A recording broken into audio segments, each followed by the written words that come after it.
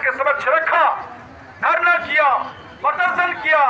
उसी कड़ी में एक ऐतिहासिक आंदोलन 29-30 नवंबर को 2007 को पटना की धरती पर हम लोगों ने किया। नारा दिया था पटना छेको आंदोलन। और मैं बता दूं 40,000 स्वास्थ्यकर्मी 40,000 स्वास्थ्यकर्मी गांधी मैदान पर जुलूस निकाला था। जब बंगला चौराहे पर पूरे पटना को लगभग घेर लिया गया था, पुलिस लाठीचार्ज हुआ और तत्कालीन जो नीतीश सरकार थी वो महिला सशक्तिकरण का नारा देती थी और पुलिस कर्मियों के द्वारा इन महिलाओं पर लाठियां बरसाई गई। जाड़े का दिन था, वाटर कैनन से पानी की बौछारें हुई, कितने लोगों का सर फटा और वह ऐतिहासिक काला दिन हम लोग भूलते नहीं हैं। साथियों, ये लड़ाई चलती रही और 2009 में बिहार की सरकार को एक्सेप्ट करना पड़ा कि आबादी की रेशियो में HSC नहीं है। आबादी की मैं बता दूं आपको, मात्र 7,500 NM ही उस पर कार्यरत थी। पूरे बिहार में 3 से 3,500 A ग्रेड नर्सेस कार्यरत थी।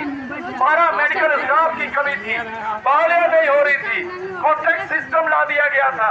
जो बहाली हो रही थी वो कॉन्ट्रैक्ट पर बहाली हो रही थी। साथियों, सरकार को मानना पड़ा ये पॉपुलेशन की रेशियो में लगभग 40,000 अतिरिक्त पदों को सृजित करने की आवश्यकता होगी और उस पर तय हुआ कि 2009 के बाद से 40,000 एक्स्ट्रा पोस्ट NM का सैंक्शन हुआ। उसके बाद फिर लड़ाई जब बढ़ती रही, संघर्ष हमारा चलता रहा, तो फिर A ग्रेड नर्सेज की मेडिकल कॉलेजेस में, अनुमंडलीय अस्पतालों में, जिला अस्पतालों में, रेफरल अस्पतालों में बड़े पैमाने पर वो पोस्टेस जो क्रिएट हुई और उसके बाद उस पर बहालियों का रास्ता साफ हुआ। साथियों, ये हमारा इतिहास है।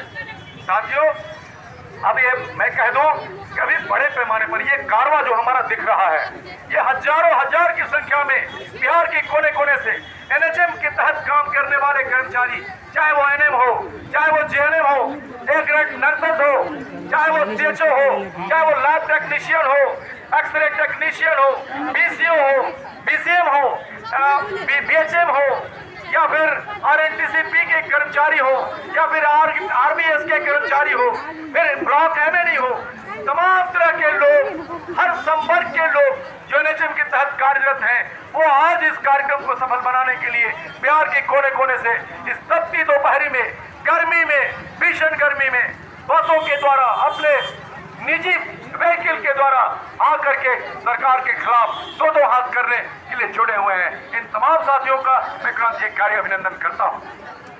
साथियों, ये किस प्रकार जरा सरकार के चरित्र को समझना होगा कि किस प्रकार से कॉन्ट्रैक्ट के बेसिस पर बहाली करके जो युवा हैं हमारे देश के, हमारे राज्य के, इनके श्रम का शोषण किया जा रहा है। जरा बताइए कि एक काम के बदले एक NM को 40,000 रुपया मिलता है और उसी काम के लिए कॉन्ट्रैक्ट पर बहाल हमारी NM को 11,500 रुपया मिलता है। उसी तरह से CHO को, A ग्रेड नर्सेज को, NM को, लैब टेक्नीशियन को, तमाम तरह के कर्मियों को किस प्रकार उनको अल्प वेतन की परिपाटी ला करके उनका शोषण किया जा रहा है। साथियों, ये आज हमारी जो बेरोजगारी है, जो बढ़ती बेरोजगारी है, उसको किस प्रकार कैपिटलाइज सरकार कर रही है, किस प्रकार हमको जो है वो दमन की आग में, शोषण की आग में झोंकने का काम कर रही है, इसके चरित्र को भी हमको देखना होगा। साथियों, हम लोगों ने लगातार समान काम के बदले समान वेतन की मांग उठाते रहे हैं। हम लोगों का कहना था कि एक छत के नीचे एक समान प्रकृति के काम करने वाले लोगों का वेतन 2 तरह का नहीं हो सकता। और ये संवैधानिक व्यवस्था भी है। आपको मालूम होगा कि contractual employment regulation act 1970 already बनी हुई है। ये ठेका उन्मूलन अधिनियम 1970 बना हुआ है। उसमें यह तय है कि एक समान प्रकृति का जो काम होगा उसमें आप 2 तरह के वेतनमान आप लागू नहीं कर सकते हैं। ये स्वास्थ्य विभाग, ये शिक्षा विभाग, ये स्थायी प्रवृत्ति का काम है, परमानेंट नेचर का काम है। इसमें आप कॉन्ट्रैक्ट की बहाली आप नहीं कर सकते हैं।